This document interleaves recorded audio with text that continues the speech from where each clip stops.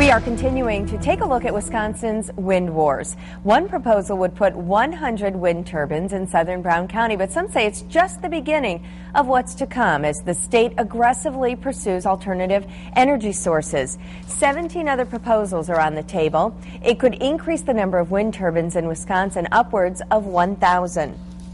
But not everyone thinks wind development is the answer, and we hear from both sides. We need to slow down until things get put into place that regulate these industrial monsters to a safe and healthy level that they should be in the backyards of people that are going to have to put up with them for 30 years. The beauty of wind is once it's installed, it just runs and runs and runs without harmful commodities having to be used up, harmful fossil fuels having to be used up.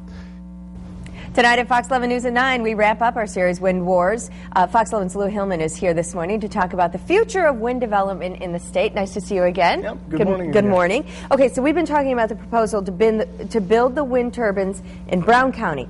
Are there other ones we should be looking at too? This is just one of 18 proposals on the table, and as we talked about, possibly as many as 1,000 wind turbines here in the state of Wisconsin. And we're talking about a lot of the proposals are on what's called the Niagara Escarpment, an area of elevated land kind of on the east side of Wisconsin. So we're talking about proposals in Manitowoc County, Kewaunee County, and several in Calumet County. So areas in our viewing area. So the wind wars continue. The wind wars are not stopping anytime soon. Tell us a little bit about the approval process, Lou. And where it's at. Invenergy originally submitted its application back in October. Now the company is going through the process of modifying that application, and the company says it plans to resubmit it to the Public Service Commission in the next few months.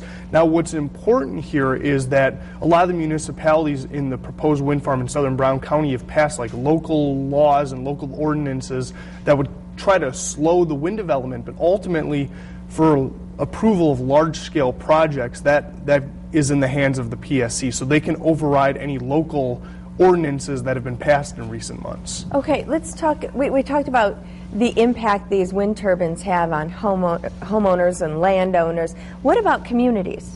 There are some very deep wounds in communities where there are wind turbines, and you know, these proposals kind of divide communities and pit neighbors against one another. You know, I've met people who say, you know, my neighbor and I used to be best friends, but we fell on opposite ends of the wind debate and we no longer talk anymore.